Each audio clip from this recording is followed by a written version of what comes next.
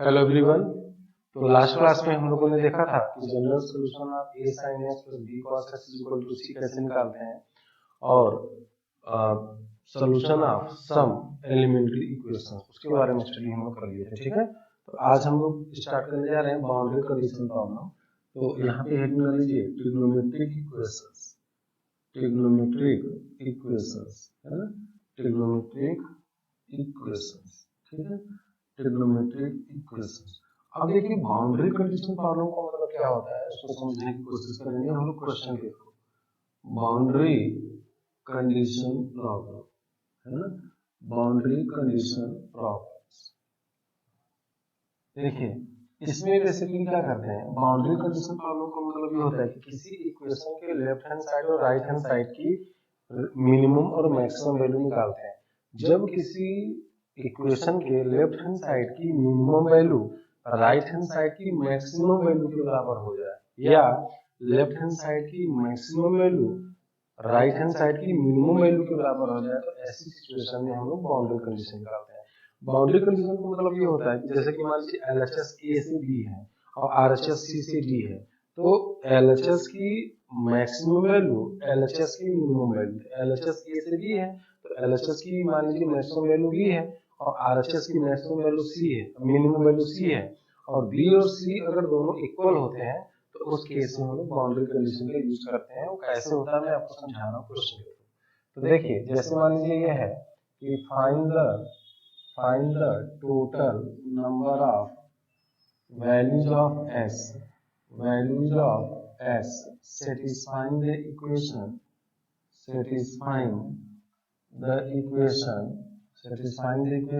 cos की power 8s minus sin की power 8s is equal to 1 और s belongs to 0 से 2 पाई।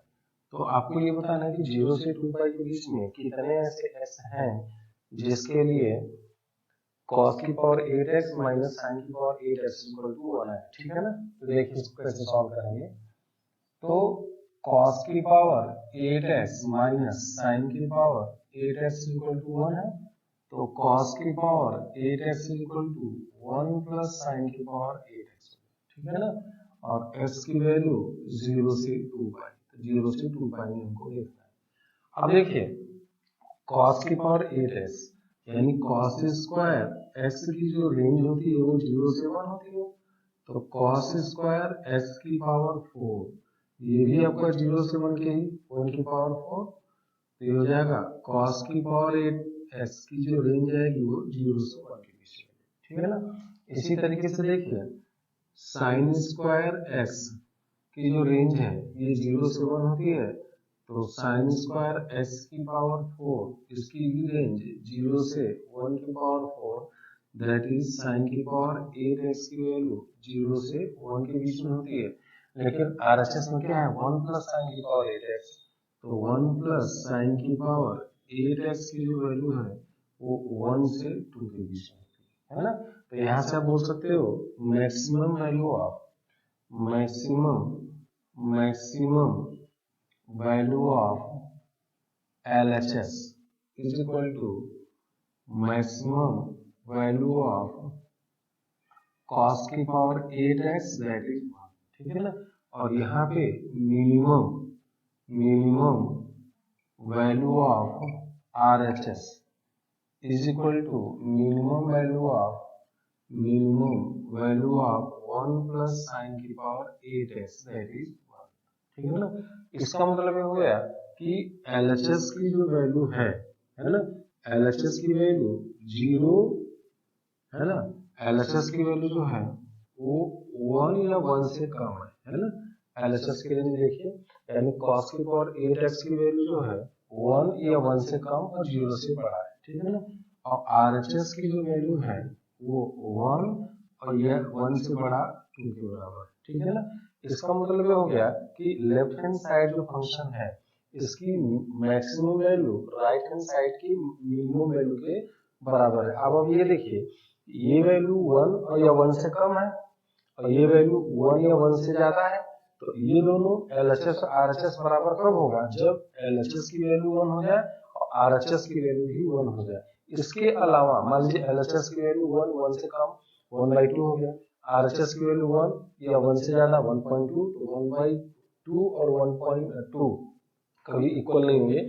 जब किसी फंक्शन की मैक्सिमम वैल्यू LHS की जो मैक्सिमम वैल्यू है ना, RHS की मिनिमम वैल्यू के बराबर हो, है ना, तो ऐसी सिचुएशन में हम लोग बाउंड्री कंडीशन लगा देते हैं। बाउंड्री कंडीशन का मतलब होता है कि एक्सट्रीम वैल्यू, यानी एक फंक्शन की मैक्सिमम और दूसरे फंक्शन की मिनिमम, ठीक है। तो LHS is equal to 1, RHS is equal to 1, मतलब लेफ्ट हैंड साइड की जो वैल्यू है वो 1 या 1 से कम आएगा, यानी cos की पावर 8x की वैल्यू 1 या 1 से कम आएगा, और राइट हैंड साइड में 1 प्लस sin की पावर 8x की वैल्यू है ये 1 या 1 से ज्यादा आएगा, और दोनों बराबर कब होंगे, LHS is equal to RHS if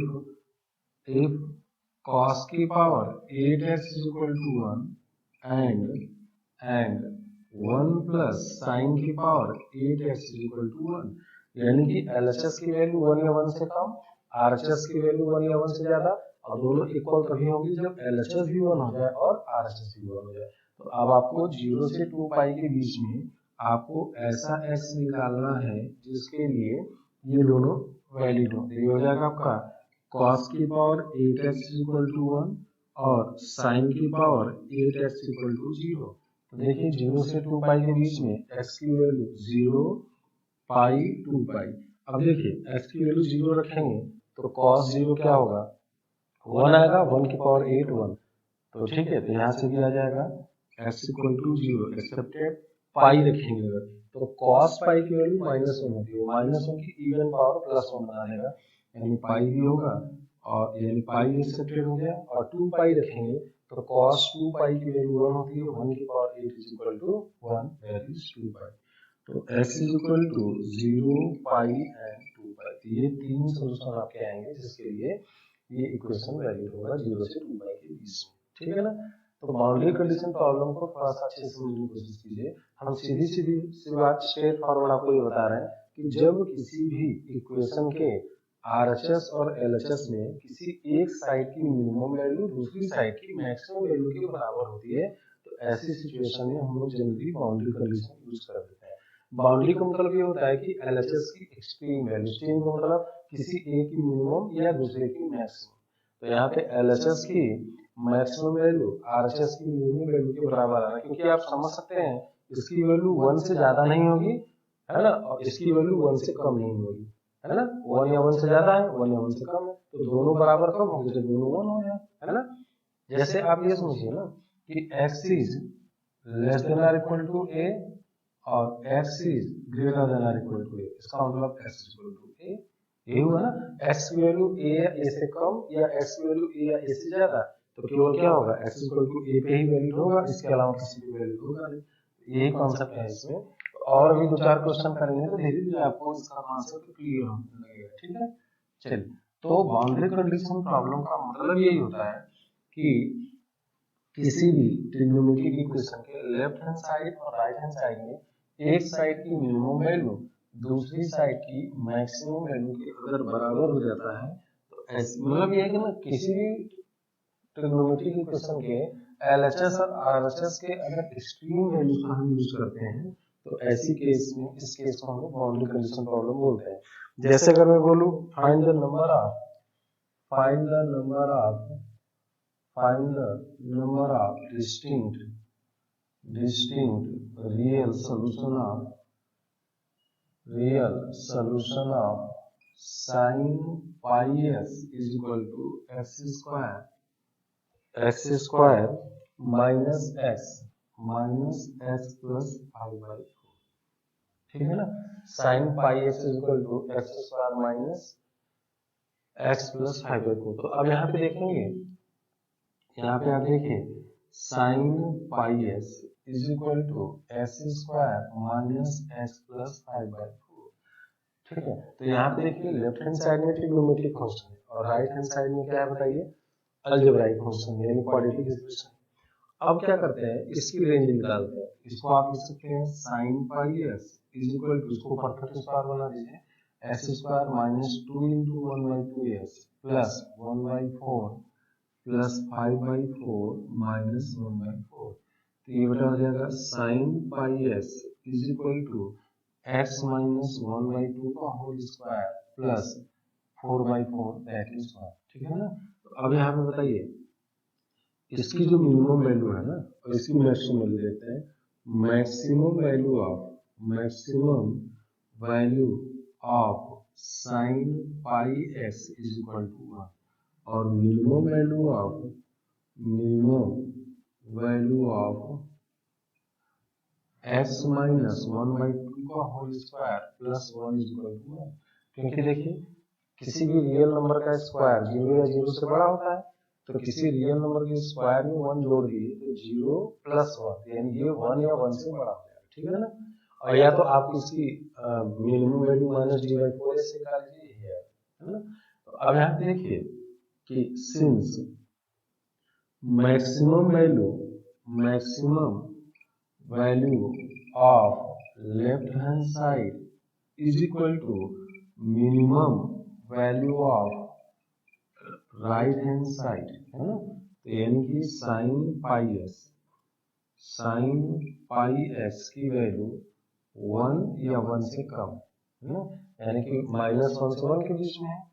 और x माइनस 1/2 का होल स्क्वायर प्लस 1 या इसी को आप बोल सकते हैं x square minus x plus 5/4 की वैल्यू 1 या 1 से ज्यादा, यानी कि साइन पाई एक्स की मैक्सिमम वैल्यू 1 यानी 1 या 1 से कम है और इसकी x square minus x plus 5/4 की मिनिमम वैल्यू 1 या 1 से ज्यादा है।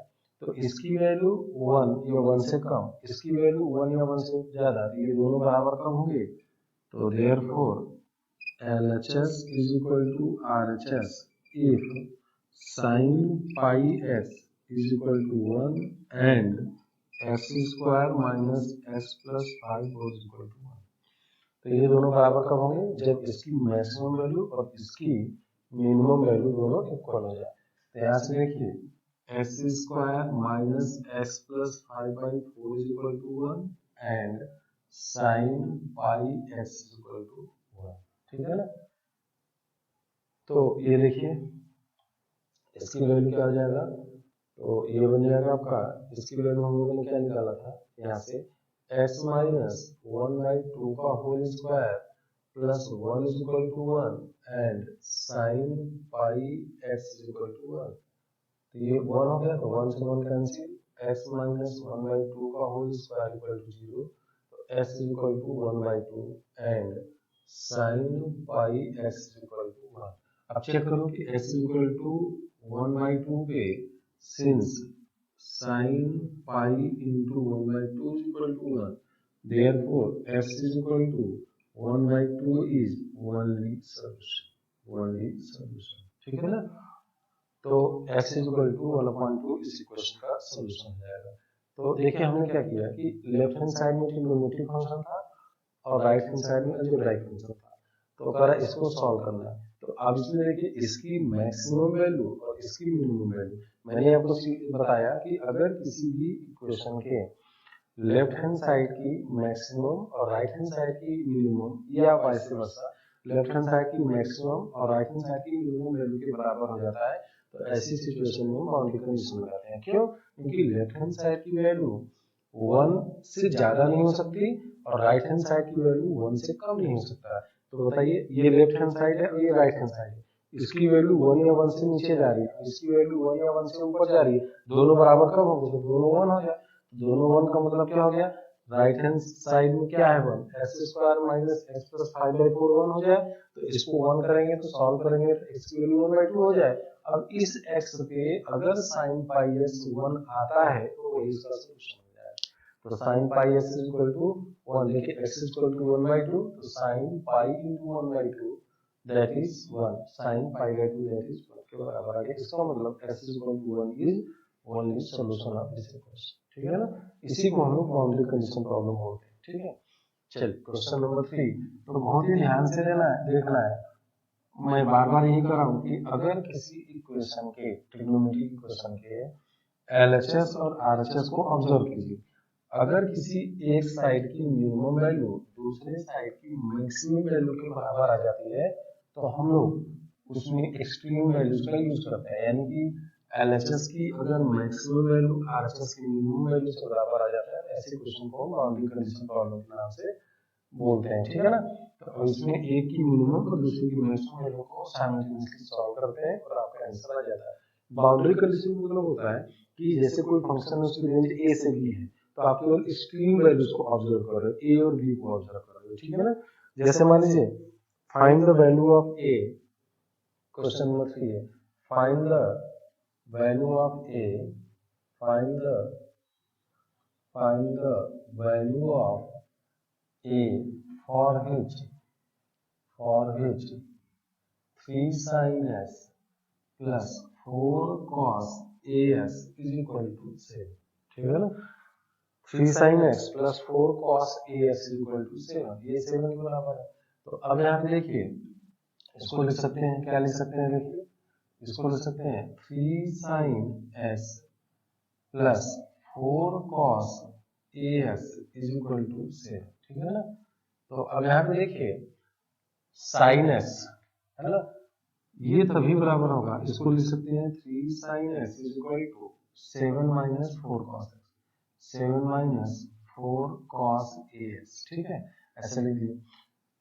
इसकी बताइए राइट हैंड साइड की, है ना, cos as की जो रेंज होती है, cos as की जो रेंज होती है वो किसके बराबर होती है बताइए। cos as की रेंज -1 से 1 होती है, तो -4 cos as की जो रेंज आएगी वो -4 से 4 आ जाएगी, और 7 minus 4 cos as की जो रेंज आएगी 7 minus 4 से 7 plus 4, है ना, 4 plus 7, तो 7 minus 4 cos as की जो वैल्यू है वो 3 से 7 है, 11 आ जाएगी, ठीक है ना, ये समझ में आ गया। और लेफ्ट हैंड साइड में क्या है, sin s की जो रेंज है वो -1 से 1 आती है, तो 3 sin s की जो रेंज आएगी वो -3 से 3 के बीच में आती है, ठीक है ना।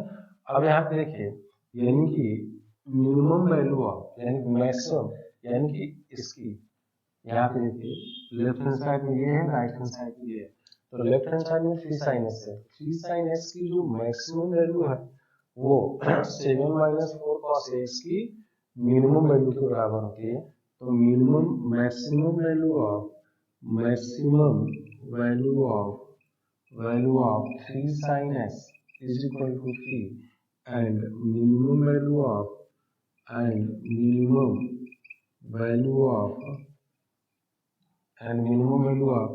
7 minus 4 cos as is equal to 3, है ना। तो आप ये कह सकते हो कि लेफ्ट हैंड साइड में क्या है, 3 sin s है, इसकी जो वैल्यू है ये 3 या 3 से कम है ना, इसकी मैक्सिमम वैल्यू 3 है, देखिए 3 या 3 से कम है।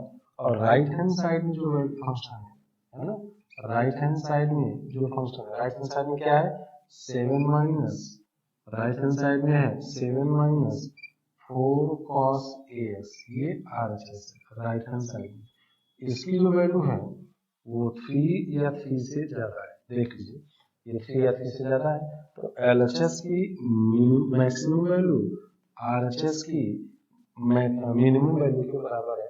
तो इसका मतलब ये होगा कि 3 sin x की वैल्यू 3 या 3 से कम है, 3 ये LHS इसकी वैल्यू 3 या 3 से कम है, और RHS की वैल्यू 3 या 3 से बराबर ज्यादा है, तो ये दोनों बराबर कब होंगे, जब दोनों वैल्यू 3 हो जाए। तो LHS is equal to RHS, therefore LHS is equal to RHS when both becomes 3, when both becomes 3, है ना, both becomes 3, ठीक है। तो ये हो जाएगा 3 sin s is equal to क्या हो जाएगा 3 and 3 sin s equal to 3 and 7 minus 4 cos as is equal to क्या हो जाएगा 3, तो ये हो जाएगा आपका sin s is equal to 1 and ये हो जाएगा आपका -4 cos as is equal to -4, तो this implies s is equal to 2n pi plus pi by 2 and यहाँ से ये हो जाएगा आपका cos as is equal to 1, तो AX is equal to 2n pi, ठीक है, ये आ जाएगा, है ना। तो यहाँ से आ जाएगा आपका x is equal to 2n pi plus pi by 2 and x is equal to 2n pi divided by a, ये 2 हो गया, ये 1 हो गया। तो x की वैल्यू यहाँ से 1 और 2 से x की वैल्यू इसके बराबर है, RHS में x की वैल्यू इसके बराबर है, from 1 and 2 2n pi plus pi by 2 is equal to 2n pi by a। तो हमें किसकी वैल्यू चाहिए, n की वैल्यू चाहिए, तो ये हो जाएगा आपका 2n pi by a की वैल्यू चाहिए ना, is equal to pi by 2 minus 2, आपको a की वैल्यू चाहिए, तो ये हो जाएगा आपका 4n plus 1 pi by 2 is equal to 2n pi upon a। Pi से पाई रेसिप्रोकल ले लीजिए, तो a upon 2n is equal to 4n plus 1, this is equal to reciprocal ले लेंगे तो a अपॉन 2n आ जाएगा, और 2 अपॉन 4n प्लस 1, तो a is equal to 4n upon 4n plus 1 where n belongs to integer, ठीक है ना। a is equal to 4n upon 4n plus 1 where n belongs to integer, ठीक है ना। इसको हम लोग बोलते हैं बाउंड्री कंडीशन। तो देखिए इसमें हम लोगों ने क्या किया कि 3 sin x plus 4 cos x is equal to 7 था।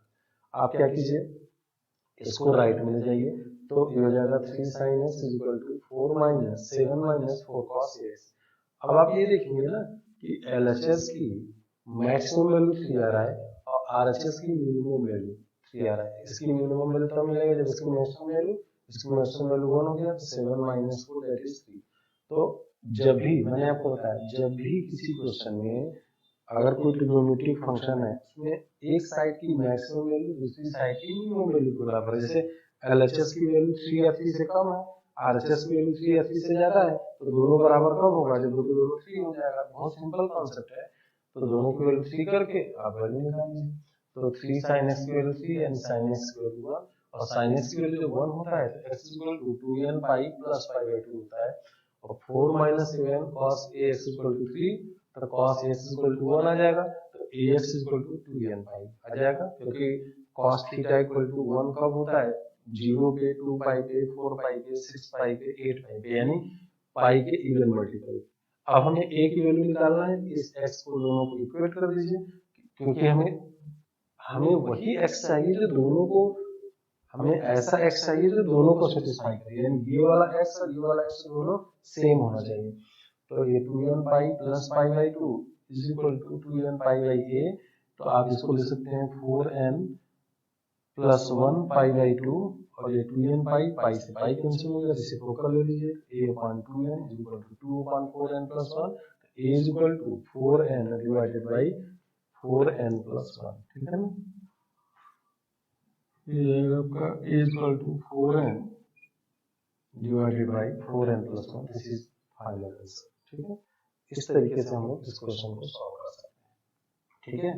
तो बाउंड्री कंडीशन में यही यूज किया जा रहा है कि अगर एक फंक्शन की, यानी एक साइड की मिनिमम और दूसरे साइड की मैक्सिमम वैल्यू के अगर बराबर हो जाता है, ऐसी सिचुएशन में हम लोग LHS और RHS की एक्सट्रीम वैल्यूज का मतलब होता है मिनिमम या मैक्सिमम, है ना। तो LHS की मैक्सिमम और RHS की मिनिमम वैल्यू लेकर के इक्वेट कर देते हैं, ठीक है बेटा। इसी तरीके से मान लीजिए अगर एक क्वेश्चन ये दे, क्वेश्चन नंबर 4, अगर मान लीजिए find the number of solution of, find the number of solution of cos theta into cos pi theta is equal to 1, ठीक है ना। cos theta into cos pi theta is equal to 1। तो अब देखिए इसको आप दो तरीके से समझ सकते हैं। आप इसको cos theta into cos pi theta is equal to 1, ठीक है ना। तो cos theta is equal to 1 upon cos pi theta, तो cos theta is equal to sec of pi theta, ये हो गया। अब देखिए कॉस थीटा की जो रेंज आती है, कॉस थीटा की रेंज -1 से 1 आती है एंड सेक पाई थीटा की जो रेंज आती है वो 1 से इन्फिनिटी जाती है ना, 1 से बड़ी होती है। तो आप ये देख रहे हैं ना कि मिनिमम मैक्सिमम वैल्यू ऑफ है ना, और यहाँ पे ये आती है, और सेक पाई थीटा की जो वैल्यू आती है वो -इन्फिनिटी से -1 के बराबर होती है, ठीक है ना। तो देखिए आप यहाँ पे ऐसे समझ सकते हैं, या तो इसको ना दूसरे तरीके से आप समझिए तो जल्दी समझ में आएगा कि क्योंकि ना बेसिकली क्या होता है, आप बाउंड्री कंडीशन लगा दीजिए cos theta into cos pi theta equal to 1, ठीक है ना। क्योंकि ना इसमें दो पार्ट में हो जाएगा, नहीं तो केस दो बन जाएगा कि cos थीटा की वैल्यू -1 से 1 आती है और ये sec पाई थीटा था, sec पाई थीटा की वैल्यू -इन्फिनिटी से -1 और 1 से इन्फिनिटी। इसका मतलब ये हो गया कि इन दो नंबर का, यानी कि इसकी जो मैक्सिमम वैल्यू है 1 होगी और इसकी मैक्सिमम वैल्यू 1 होगी, ठीक है ना। तो इन और इसकी मिनिमम वैल्यू -1 होगी और इसकी मिनिमम वैल्यू -1 होगी। तो अच्छा, इसके अलावा -1 से 1, -1 और 1 के अलावा कभी भी इन दोनों का प्रोडक्ट 1 के बराबर नहीं होगा। तो आप ये समझिए कि cos थीटा की जो रेंज आती है -1 से 1 होती है, cos थीटा की जो रेंज होगी वो -1 से 1 होती है, और cos पाई थीटा की वैल्यू भी -1 से 1 होती है। इसका मतलब ये हो गया कि cos थीटा या तो -1 होगा या 1 होगा, और या cos थीटा की वैल्यू -1 से 1 के बीच में, यानी cos थीटा इज फ्रैक्शन, है ना, ऐसे समझिए फ्रैक्शन है। यहाँ पे देखिए cos पाई थीटा -1 से 1, इसका मतलब कि cos पाई थीटा की वैल्यू -1 हो या 1 हो, या cos पाई थीटा की वैल्यू -1 से 1, that is cos pi theta becomes fraction, ये फ्रैक्शन हो गया, ठीक है बेटा।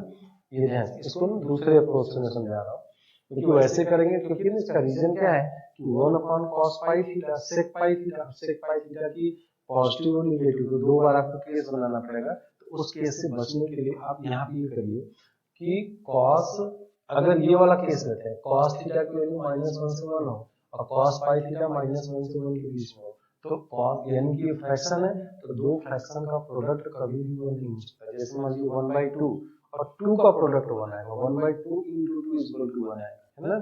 तो 1/2 और मान लीजिए cos पाई x मान लीजिए 3/4 हो गया, तो 1/2 into 3/4 कभी 1 नहीं देगा।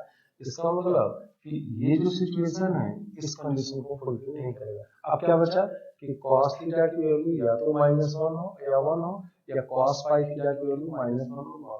क्योंकि अगर cos थीटा की वैल्यू -1 से 1 हो जाए तो फ्रैक्शन आएगा, cos पाई थीटा -1 से आ जाए फ्रैक्शन आ जाएगा, तो दो फ्रैक्शन का प्रोडक्ट 1 के बराबर नहीं हो सकता। तो ये केस तो गया। अब या तो cos थीटा की वैल्यू -1 और cos पाई थीटा की -1 होगा, और cos थीटा की वैल्यू 1 और cos पाई थीटा की वैल्यू 1 के बराबर होगा। तो ये इक्वेशन, तो therefore cos theta into cos pi theta is equal to 1 implies either cos theta is equal to 1 and cos pi theta is equal to 1, or cos theta is equal to -1 and cos pi theta is equal to -1। यानी कि दो, है ना, इन दोनों का product 1 होगा कब, जब या तो दोनों 1 हो जाए और या तो दोनों -1 हो जाए, ठीक है। तो cos थीटा की वैल्यू 1 का मतलब theta is equal to 2n pi, है ना, और cos pi theta and pi theta is equal to 2n pi मान लीजिए। तो थीटा की value 2n pi and theta की वैल्यू 2n, यहाँ से आ जाएगा। तो n की वैल्यू 0 रखते जाएंगे, तो n की वैल्यू 0, है ना, 1 रखेंगे तो ये 2 पाई हो जाएगा, और ये क्या हो जाएगा 4 पाई हो जाएगा, 6 पाई हो जाएगा and so on, -2 pi -4 pi and so on, ये हो जाएगा। एंड ये भी होना चाहिए ना, and theta is equal to, n की वैल्यू 0 रखेंगे तो 0 2 4 6 -2 -4 एंड सो ऑन, इन दोनों का इंटरसेक्शन लेना पड़ेगा, क्यों? क्योंकि cos थीटा की वैल्यू 1 और जिस थीटा पे cos 1 हो रहा है उसी थीटा पे पाई थीटा 1 होना चाहिए। तो अब बताइए इसमें ये जो सारे नंबर्स हैं ये क्या है? इरेशनल नंबर है और ये रेशनल नंबर है। हम जानते हैं कि इरेशनल नंबर रेशनल नंबर के बराबर नहीं हो सकते, तो इसमें से केवल थीटा इक्वल टू 0 केवल है जो इसको सेटिस्फाई करता है।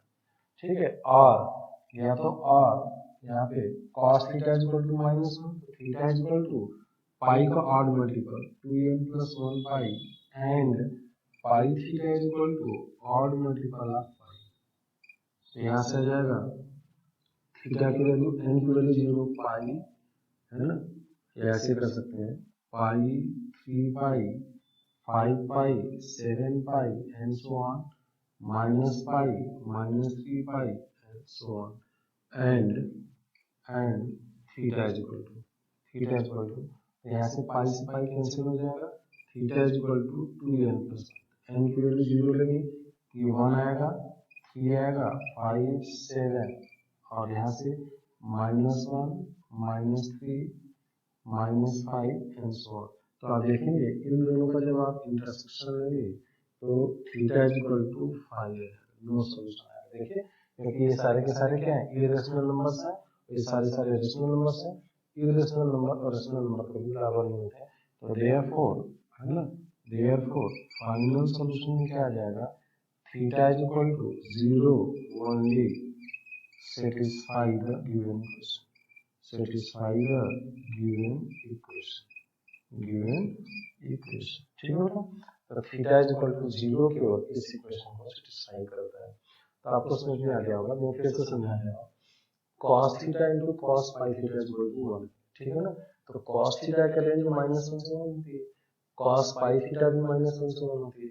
तो cos थीटा की एक्सट्रीम वैल्यूज का केस अलग कर लीजिए, तो cos थीटा की वैल्यू या तो -1 या तो 1 होगा, या cos पाई थीटा -1 या cos थीटा की वैल्यू -1 से 1 के बीच का फ्रैक्शन होगा।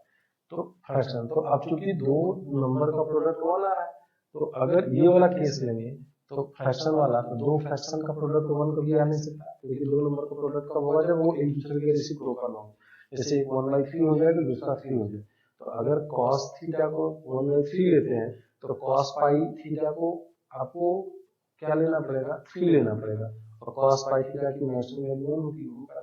तो इसका मतलब कि ये अब ये समझ में आ गया कि ये पॉसिबिलिटी तभी होगा जब या तो ये -1 हो जाए -1 और या तो ये 1 हो जाए और ये दोनों 1। तो इसका मतलब दो नंबर का प्रोडक्ट 1 आएगा जब दो के दोनों में से दो के दोनों या तो 1 हो जाए और या तो दो के दोनों -1 हो जाए। तो अब इसकी वैल्यू 1 और इसकी वैल्यू यानी थीटा की वैल्यू निकालनी है जिसके लिए cos थीटा 1 हो जाए, और उसी थीटा के लिए cos पाई थीटा भी 1 होना चाहिए। तो जब हम ऐसा करेंगे कि cos थीटा इक्वल टू 1 तो theta equal to 2n pi, और cos pi theta is equal to 1 करेंगे तो pi theta is equal to 2n pi, pi से पाई कटेगा और theta is equal to 2n pi. अब यहाँ से देखिए n की वैल्यू 0 रखेंगे, 0 2 पाई 4 पाई 6 पाई -2 पाई माइनस 1, और यहाँ पे n की वैल्यू 0 रखेंगे तो 0 2 4 6 -2 -4 एंड सो ऑन। तो अब ये देखिए ना कि हमें वही थीटा चाहिए जो दोनों में हो, तो केवल थीटा इक्वल टू 0 के अलावा ये सारे इरेशनल नंबर्स हैं, ये सारे रेशनल नंबर, ये इरेशनल नंबर कभी रेशनल नंबर के बराबर हो नहीं सकते। थीटा इक्वल टू 0 केवल सेटिस्फाई करेगा। इस केस में आते हैं या तो cos थीटा की वैल्यू -1 हो जाए और या cos पाई थीटा की वैल्यू -1 हो जाए।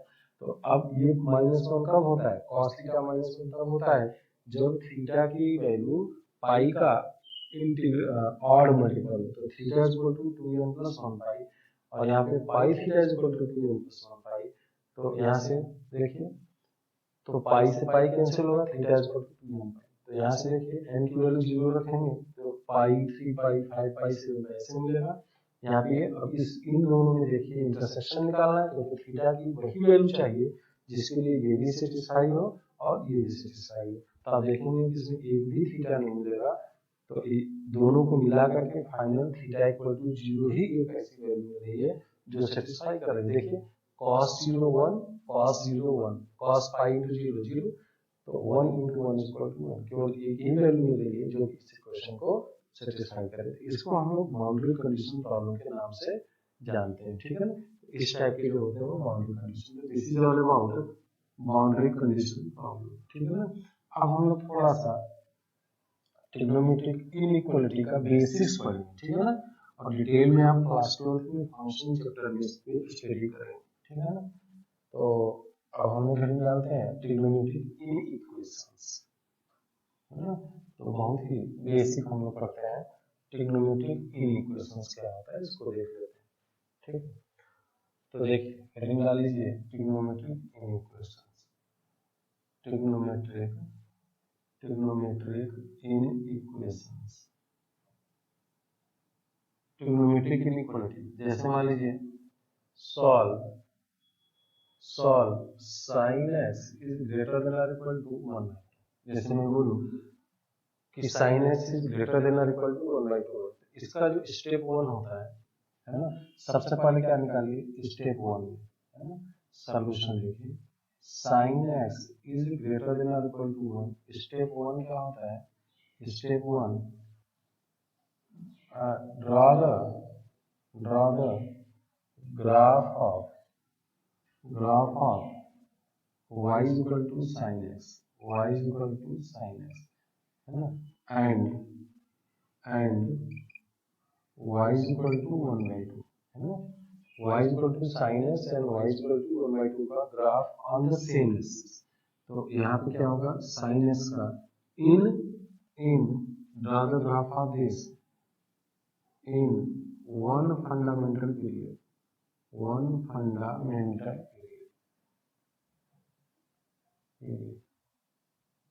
है ना। तो इसका फंडामेंटल पीरियड पाई होता है, तो 0 से 2 पाई में से ग्राफ बना लेते हैं, और ये 0 हो गया, ये पाई हो गया, और ये 2 पाई हो गया, और उसके बाद ये वैल्यू क्या होती है, 1 होती है, y is equal to 1। अब y is equal to 1/2 वाली लाइन होती है, y is equal to 1। उसके बाद क्या होता है, स्टेप 2 में फाइंड वैल्यूज ऑफ x इन 0 से 2 पाई where sin x is equal to 1/2। तो बताइए, तो ये क्या निकालेंगे, ये x is equal to 1/2 है, तो sin x is equal to 1/2 यानी साइन पॉजिटिव है, साइन पॉजिटिव दो जगह होता है, फर्स्ट क्वाड्रेंट में और सेकंड क्वाड्रेंट में। तो 30 डिग्री यानी कि π/6, और ये हो जाता है 5π/6, है ना। तो x is equal to π/6 and 5π/6, ठीक है ना। अब स्टेप 3 में क्या करते हैं, स्टेप 3 में take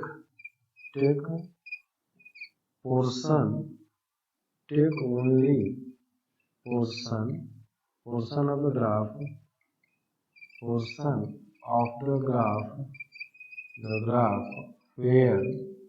where sin x is greater than or equal to 1/2।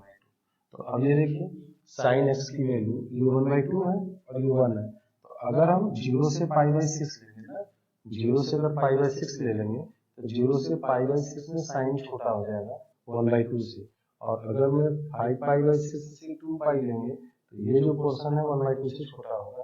तो ये जो वाला पोर्शन है, ये जो पोर्शन है, इस पोर्शन में अगर x की वैल्यू π/6 और 5π/6 लेंगे, क्योंकि हमें sin x की वैल्यू 1/2 से बड़ा होना चाहिए। तो देखिए ये जो पोर्शन है, ये शेडेड रीजन है, इस रीजन में sin x की वैल्यू 1/2 से बड़ा है, और बड़ा कहाँ तक जाएगा, 1 तक जाएगा। तो इसका मतलब ये हो गया, this means sin x is greater than or equal to 1/2। This implies x की वैल्यू π/6 से π/2 से पाई था, 5π/6, देखिए 5π/6, ठीक है ना। तो x की वैल्यू अगर π/6 से 5π/6 लेंगे तो इस केस में ये जो sin x का जो ग्राफ है वो 1/2 लाइन के अबव आएगा, और हमें यही चाहिए, ठीक है ना। तो ये क्या बन जाएगा बताइए, तो ये हो जाएगा। उसके बाद अब लास्ट स्टेप में क्या करते हैं, स्टेप 4 में हम क्या करेंगे, अब चूंकि हमें जनरल सोल्यूशन निकालना है, तो sin x क्या होता है, पीरियोडिक फंक्शन है, और sin x का जो फंडामेंटल पीरियड है वो क्या है, 2 पाई है। तो मैंने बताया था कि अगर किसी फंक्शन का पीरियड t है तो n × t भी उसका पीरियड होता है। तो इसका जो जनरल सोल्यूशन होता है, for general solution add 2n pi on pi by 6 and 5 pi by 6। तो x is equal to greater than equal to 2n pi plus pi by 6 से 2n pi plus 5 pi by 6। इसका मतलब ये हुआ कि अगर इसका ग्राफ देखिए आप आगे बढ़ाएंगे, है ना, तो ये भी 1/2 ये आएगा, ये वाला भी पोर्शन आएगा। तो अगर n की वैल्यू 0 लेते हैं तो 0 से 2 पाई मिलेगा, तो 0 से 2 पाई में पाई बाई 6 से पाई बाई 6। अब n इक्वल टू 1 लेंगे, n इक्वल टू 1 लेंगे तो x की जो वैल्यू है यहाँ तो मिला ही था 0 से 2 पाई में, जो दूसरा मिलेगा 2 पाई ये है, तो ये 2 पाई प्लस पाई बाई 6 और ये हो जाएगा आपका, है ना, 2 पाई यहाँ से 2 पाई है, n की वैल्यू 1 अगर लेंगे तो ये क्या हो जाएगा 2 pi plus 5 pi by 6, 2 pi plus 5 pi by 6। इसका मतलब ये होगा कि n की वैल्यू जब रखेंगे तो 0 से 2 पाई में जो सोल्यूशन आएगा वो पाई बाई 6 से 5 पाई बाई 6 आएगा, फिर 2 पाई से 4 पाई में जो सोल्यूशन आएगा वो 2 पाई प्लस पाई बाई 6 से 2 पाई प्लस 5 पाई बाई 6 आएगा। ऐसे ही आपकी वैल्यूज हर एक इंटरवल में मिलती चली जाएगी। तो आपको इतना दिमाग नहीं लगाना है, आपको क्या करना है, जैसे sin x is greater than और इक्वल टू 1/2 है तो y is equal to sin x का ग्राफ बना दीजिए, y इज इक्वल टू 1/2 का ग्राफ बना दीजिए और देखिए कहाँ कहाँ कट कर रहा है। उसके बाद चूंकि साइन ज्यादा है तो ज्यादा वाला ग्राफ यानी उस ग्राफ को लीजिए जो बड़ा है, जो ऊपर है, ऊपर y इज इक्वल टू 1/2 और y is equal to sin x में 0 से 2 पाई में क्या है, sin x ऊपर है, अबव है, तो sin x हो गया, यानी कि पाई बाई 6 से 5 पाई बाई 6 ये आ गया। आपका आंसर क्या आ गया, पाई बाई 6 से 5 पाई बाई 6 ये वन फंडामेंटल पीरियड। अब चूंकि sin x पीरियोडिक फंक्शन होता है, पीरियोडिक फंक्शन होने की वजह से sin x पीरियोडिक है तो इसका फंडामेंटल पीरियड 2 पाई होता है। तो 2 पाई अगर है, और मैंने आपको बताया था कि अगर किसी फंक्शन का फंडामेंटल पीरियड t होता है तो n इंटू टी इसका फंडामेंटल पीरियड होता है। तो आप क्या करोगे, 2n पाई दोनों तरफ ऐड कर दीजिए। तो यहाँ पे 2n पाई दोनों तरफ ऐड कर दिए, x की वैल्यू जो आएगा 2n pi plus 5 pi by 6 से लेके 2n पाई प्लस 5 पाई, यानी 2n pi plus pi by 6 से 2n pi plus 5 pi by 6, है ना।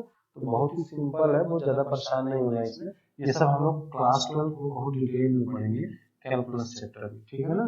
तो तब तक के लिए हमने क्या बोला कि जैसे मान लीजिए कि ट्रिग्नोमेट्रिक फंक्शन है, ट्रिग्नोमेट्रिक फंक्शन है इज इक्वल टू a, तो आप क्या करिए, इन दोनों का ग्राफ बना दीजिए, ठीक है। जैसे ये मान लीजिए करता हूँ क्वेश्चन नंबर 2, इसी में मैं बोलूँ कि सॉल्व करना है sin x is less then और इक्वल टू √3/2 मान लीजिए, sin x is less then और equal to √3/2।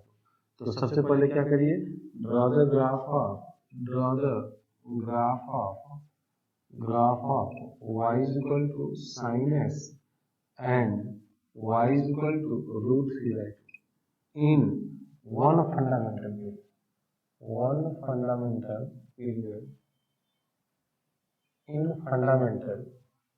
period of sin x, that is in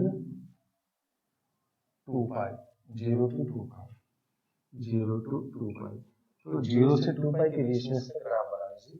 तो 0 से 2 पाई का ग्राफ बनाएंगे, है ना, तो ये बनेगा 0 से 2 पाई, ठीक है। तो ये 0 हो जाएगा, ये 2 पाई, और चूंकि ये वैल्यू मैक्सिमम वैल्यू 1 होती है तो इसकी जो मिनिमम है क्या है, y is equal to sine x, तो ये y is equal to sine x graph.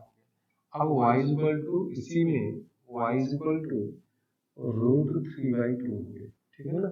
Step 2 में, ये स्टेप 1, स्टेप 2 में क्या करेंगे बताइए, स्टेप 2 में find x where sin x is equal to √3/2 in 0 से 2 पाई में उस x की वैल्यू बताइए जहां से। तो बताइए ये √3/2 कब होता है, sin x पॉजिटिव कब होता है, फर्स्ट क्वाड्रेंट। 0 से 2 पाई में 4 क्वाड्रेंट हो गए, 0 से π/2 फर्स्ट क्वाड्रेंट, π/2 से पाई सेकंड क्वाड्रेंट, और पाई से 3π/2 थर्ड, और 3π/2 से 2 पाई फोर्थ क्वाड्रेंट हो गया। इन 4 क्वाड्रेंट में फर्स्ट और सेकंड में साइन पॉजिटिव होता है। और बताइए कि फर्स्ट क्वाड्रेंट में किस थीटा पे साइन थीटा की वैल्यू 3/2, थीटा 60 डिग्री, 60 मतलब π/3 हो गया, तो ये π/3 आ गया, ठीक है ना। अब फर्स्ट क्वाड्रेंट का एंगल थीटा है तो सेकंड का क्या होता है पाई माइनस थीटा, तो pi minus pi by 3 that is 2 pi by 3। अब यहाँ पे देखिए क्या कर रहा है, ये हो गया। उसके बाद इस यहाँ से आ गया क्या, x is equal to pi by 3 and x is equal to 2 pi by 3। अब हमें स्टेप 3 में क्या है, take portion, take only portion of the graph where sin s is less than or equal to root 3 by 2। तो देखिए ये 1/2 है। अब हमें sin s का केवल वही ग्राफ बताना है जो y equal to root 3 by 2 वाली लाइन के नीचे है। तो देखेंगे 0 से 2 पाई के बीच में ये आएगा, एक ये पोर्शन आ जाएगा और एक ये पूरा ग्राफ आ जाएगा, ये आ जाएगा। तो ये हो जाएगा x की वैल्यू पाई बाई 3 से 2 पाई बाई 0 से पाई बाई 3, 0 से पाई by 3, pi by 3 and s की वैल्यू या r कर दिस और s की वैल्यू 2 पाई बाई 3 से 2 पाई बाई 3 से 2 पाई, ठीक है ना। तो यहाँ पे देखिए 0 से 2 पाई में हमने ग्राफ ड्रॉ किया y equal to sine s, y equal to sine s से ग्राफ ड्रॉ करने के बाद हमने क्या किया कि y equal to root 3 by 2 का ग्राफ बनाया, और y equal to root 3 by 2 का ग्राफ, तो ये साइन s और y equal to root 3 by 2 में केवल हम उसी पोर्शन को लेंगे जिसके लिए साइन x की value less than root 3 by 2 है। तो देखिए 0 से 2 पाई में अगर x की वैल्यू 0 से पाई बाई 3 है तो साइन की वैल्यू ये आती है, और 2 पाई बाई 3 से 2 पाई है तो साइन की वैल्यू ये आती है, ये आ गया। अब उसके बाद स्टेप 4 में अब बताइए साइन x का जो फंडामेंटल पीरियड है 2 पाई है, तो अगर किसी फंक्शन का पीरियड t होता है तो n इंटू टी भी होता है। तो क्या करेंगे कि इंड यहाँ पे, तो फाइनल आंसर हो जाएगा add 2n pi on ends of each interval ये हो जाएगा आपका। देखिए x की वैल्यू 2n पाई से 2n pi plus pi by 3 और x की value 2n pi plus 2 pi by 3 से 2n पाई प्लस 2, ठीक है ना। तो आप इस तरीके से इसका आंसर निकाल सकते हैं, ठीक है ना। तो कभी भी आपको सॉल्व करना है इस तरीके से सॉल्व करेंगे। क्या करना होता है बेटा कि आप 0 से 2 पाई में इसका सॉल्यूशन निकाल करके उसका फंडामेंटल पीरियड 2 पाई n इंटू टी भी उसका पीरियड होगा n इंटू टी, तो 2n पाई दोनों तरफ जोड़ देते हैं। जैसे मान लीजिए मैं बोलूं question number 3, find the solution of 10s is equal to मान लीजिए 10s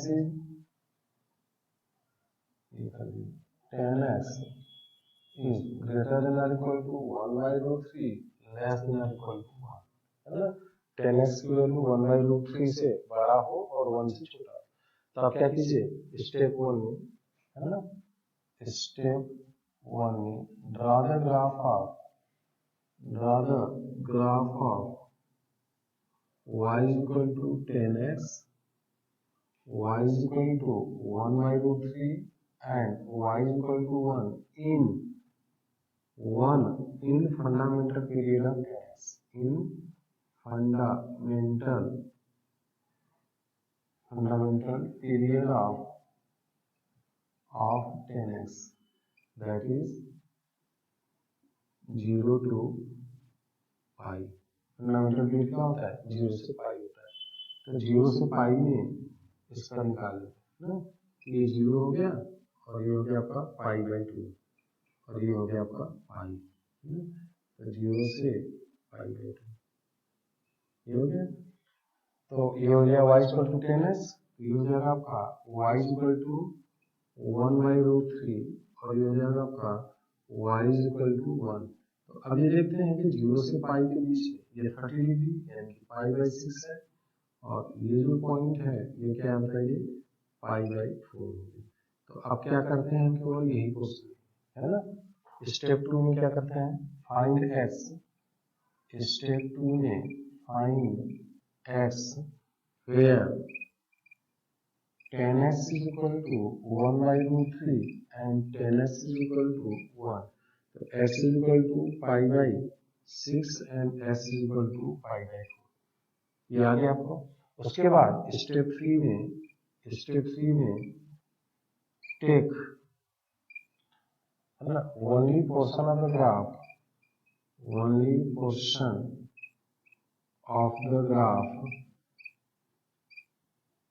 where tan x is greater than or equal to 1 by root 3 and less than or equal to 1. तो कौन सा पोर्शन है बताइए? पाई बाई 6 से x is greater than pi by 6 less than pi by 4. अब आप देखिए ना tan x का फंडामेंटल पीरियड क्या होता है? तो tan x का फंडामेंटल पीरियड क्या होता है? पाई होता है, 0 से पाई। तो अगर किसी फंक्शन का फंडामेंटल पीरियड पाई होता है तो n पाई उसका पीरियड हो जाएगा, तो n पाई इसमें जोड़ देंगे, तो add n pi on inverse of 1। तो x की वैल्यू जो हो जाएगा वो n pi plus pi by 6 से n pi plus pi by 4 n belongs to integer, ठीक है ना। तो n pi plus pi by 6 से आप n pi plus pi by 4 है ना। ये आपका जनरल सोल्यूशन है, ठीक है ना। तो इस तरीके से हम लोग tan x का भी देख लिए, ठीक है ना। एक cos x का देख लेते हैं। ये सब सारी चीजें हम लोग क्लास 12 में पढ़ाएंगे, परेशान नहीं होना है। समझ में आ गया तो ठीक है। 12th मींस कैलकुलस में हम लोग पढ़ते हैं, तो 12th का सिलेबस हमारा स्टार्ट हो रहा है कैलकुलस का, तो कैलकुलस में ये सारी चीजें हम लोग स्टडी करेंगे, ठीक है ना। चलिए इसी तरीके से अगर मैं बोलूं कि cos x is greater than or equal to 1 by 2, इसका जनरल सॉल्यूशन अगर आपको निकालना है तो कैसे निकालेंगे? ठीक है, तो एक और क्वेश्चन देख लेते हैं कि cos x is greater than or equal to 1 by 2, ठीक है ना। तो इसमें हम क्या करेंगे? स्टेप 1 में क्या करेंगे? स्टेप 1 में draw the graph of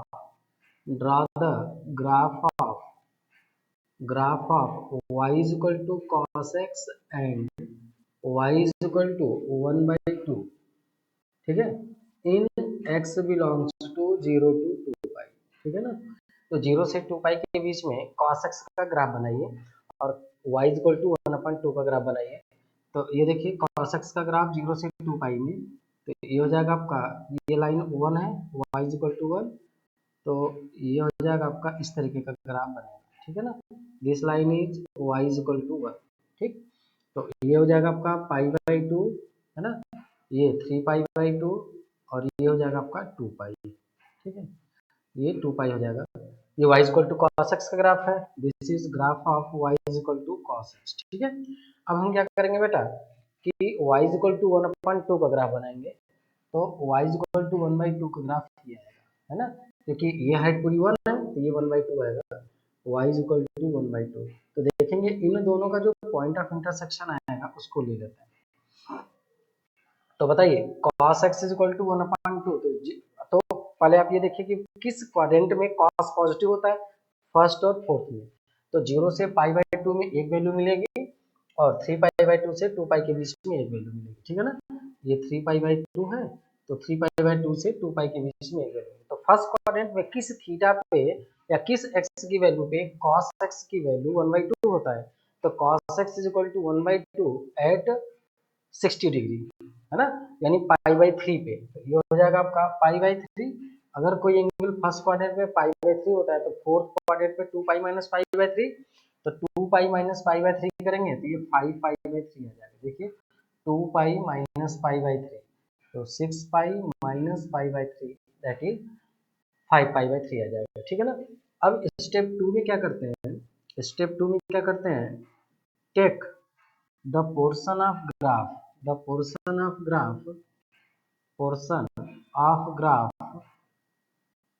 in which cos x is greater than or equal to 1/2। तो अब इन दोनों में केवल हम उसी पोर्शन को लेते हैं ग्राफ का जिसमें cos की वैल्यू या तो 1/2 है या तो 1/2 से बड़ा है।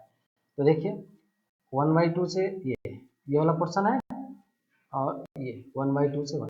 तो अब यहाँ से देखिए x की वैल्यू लेंगे, है ना। x की वैल्यू आपका क्या आ जाएगा बताइए, 5 यहाँ से आ जाएगा, 2 वैल्यू जाएंगी, तो x की वैल्यू आ जाएगा आपका 0 से π/3, 0 से π/3 यूनियन 5π/3 से 2π, ठीक है ना। 5π/3 से 2π के बीच में cos की वैल्यू या तो 1/2 होगा या तो 1/2 से बड़ा होगा, और मैक्सिमम का जाएगा 1 तक जाएगा, तो 1/2 से 1 के बीच में। अब चूंकि cos x पीरियोडिक फंक्शन है, तो 0 से 2π में जो वैल्यू जा रही है वही सारी वैल्यूज नेक्स्ट 2π में रिपीट करेगा। तो अब आप यहाँ पे क्या कर देंगे, ऐड 2n π, ऐड स्टेप 3 में क्या कीजिए, आप x की वैल्यू इंड पॉइंट पे, यानी कि 0 से 2π में 0 से π/3 मिला और दूसरा 5π/3 से 2π मिला।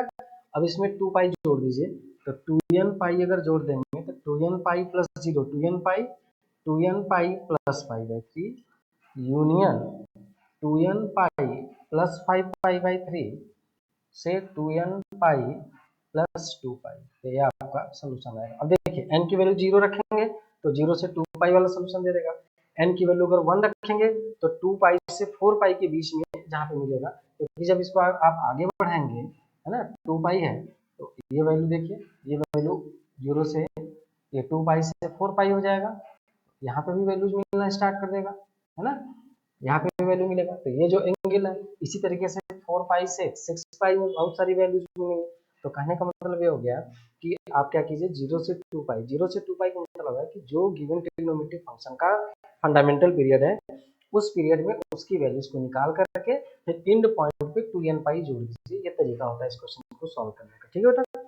ठीक है, इसी तरीके से अगर मैं बोलूँ कि एक और लास्ट क्वेश्चन देख लेते हैं कि cos x की वैल्यू मान लीजिए -1/2 के बराबर या -1/2 से बड़ा हो और 1/2 से बराबर या 1/2 से छोटा हो, ठीक है ना। तो मान लीजिए मैं क्वेश्चन नंबर 5 है, find the general solution of cos x is greater than or equal to -1/2 less than or equal to 1/2, ठीक है ना। cos x is greater than or equal to -1/2 less than or equal to 1/2। तो step 1 में क्या करेंगे बताइए, step 1 में draw the graph of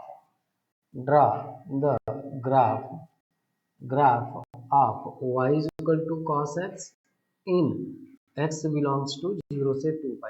क्यों, क्योंकि cos x का जो फंडामेंटल पीरियड है वो 2π, तो 0 से 2π and y is equal to -1/2 and y is equal to 1/2, ठीक है ना। तो 0 से 2π के बीच में ग्राफ बना लेते हैं, ये आ जाएगा बेटा y is equal to 1, y is equal to 1, और ये हो जाएगा आपका y is equal to -1, y is equal to -1, ठीक है।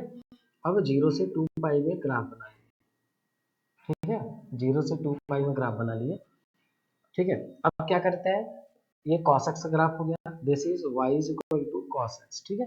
अब y is equal to 1/2, y is equal to 1/2 वाली लाइन बना दीजिए, this is y is equal to 1/2, और ये बना दीजिए y is equal to -1/2, this is y is equal to -1/2। अब देखिए y is equal to 1/2 कहाँ पे कट कर रहा है, तो एक यहाँ पे कट कर रहा है और एक यहाँ पे कट कर रहा है 1/2, तो ये वैल्यू क्या हो जाएगा, किस एंगल पे cos x की वैल्यू 1/2 होता है, 60 डिग्री पे, यानी π/3, ये हो जाएगा π/3 और ये हो जाएगा बेटा 2π - π/3, है ना, तो 5π/3 हो जाएगा, ठीक है ना, ये हो जाएगा। और उसके बाद आपको ये देखना होगा कि x की किस वैल्यू पे -1/2 होता है, तो cos नेगेटिव कहाँ पे होता है, सेकेंड और थर्ड क्वाड्रेंट में, सेकेंड में पाई प्लस π/3 हो जाएगा, ये क्या हो जाएगा बताइए, 5π/3 हो जाएगा, 5π/3 हो जाएगा, और थर्ड में 2π, है ना, यह आ जाएगा पाई माइनस π/3, है ना, सेकेंड में पाई माइनस π/3 तो 2π/3 हो जाएगा, और थर्ड में पाई प्लस π/3 तो पाई प्लस π/3 कितना हो जाएगा 4π/3, है ना, तो ये 4π/3 हो जाएगा, ठीक है ना। फिर से चेक कीजिए, सबसे पहले हमने क्या किया, y equal to cos x का ग्राफ बनाया, उसके बाद हमने ये देखा कि किस एक्स पे कॉस की वैल्यू 1/2 और -1/2, तो y इक्वल टू 1/2 का ग्राफ बना दिया, y इक्वल टू -1/2 का ग्राफ बना दिया। तो y इक्वल टू 1/2 आता है किस पे, 60, cos 60 इक्वल टू 1/2 होता है π/3, और π/3 पे और 5π/3 पे, क्योंकि cos पॉजिटिव होता है फर्स्ट और फोर्थ क्वाड्रेंट में, तो π/3 cos π/3 और cos 2π - π/3, 2π - π/3 का मतलब 6π - π/3 दैट इज 5π/3। उसके बाद cos x y equal to cos x और y इक्वल टू -1/2 का ग्राफ बना लीजिए, और देखिए ये 2π/3 है, यानी सेकेंड में, तो सेकेंड में क्या होता है पाई माइनस π/3, और फोर्थ में थर्ड में जाएंगे तो पाई प्लस π/3 आ गया। अब हमें स्टेप 2 में लेना है, हमें केवल उसी पोर्शन पे है ना, take portion of graph, portion of graph in which cos x is greater than or equal to -1/2 less than or equal to 1/2, तो cos x की वैल्यू -1/2 से बड़ा हो, है ना, और 1/2 से छोटा हो। देखिए केवल ये वाला आपको पोर्शन दिखेगा, एक ये पोर्शन दिखेगा और एक ये पोर्शन दिखेगा, जिसमें cos की वैल्यू -1 से -1/2 से 1/2 के बीच में। अगर आप इस पोर्शन को लेंगे तो ये 1/2 से 1 हो जाएगा, इस पोर्शन को लेंगे तो 1/2 से 1 हो जाएगा। अगर इस पोर्शन की बात करते हैं तो इस पोर्शन में cos x की जो वैल्यू है वो -1 से -1/2 हो जाएगा। तो हमें केवल कंसंट्रेट करना है कि cos x का वही पोर्शन लीजिए जहाँ पे cos की वैल्यू -1/2 से +1/2 तक है। तो ये वाला पोर्शन आ गया, तो यहाँ से आ जाएगा x की वैल्यू, है ना, तो ये हो जाएगा आपका π/3 से 2π, x बिलोंग्स टू π/3 से 2π/3 यूनियन, यहाँ से आ जाएगा 4π/3 से 5π/3, ठीक है। अब हम क्या करेंगे स्टेप 3 में, फाइनल आंसर लिखने से पहले हम क्या करेंगे, चेक करेंगे कि cos x का फंडामेंटल पीरियड क्या है, 2π है, और मैंने आपको बताया था कि अगर किसी फंक्शन का पीरियड t होता है तो n इंटू टी उसका जनरल पीरियड हो जाता है। तो 2π में n से मल्टीप्लाई कर देंगे, n इंटीजर है तो इसका जनरल पीरियड 2n π हो जाएगा, तो इसके इन पॉइंट्स में 2n π जोड़ देंगे, तो x belongs to 2n π plus π/3 से 2n π plus 2π/3 union 2n π plus 4π/3 से 2n π प्लस 5π/3, ठीक है। तो दिस इज फाइनल आंसर, याद रखिएगा n इंटीजर है यहाँ पे, ठीक है ना।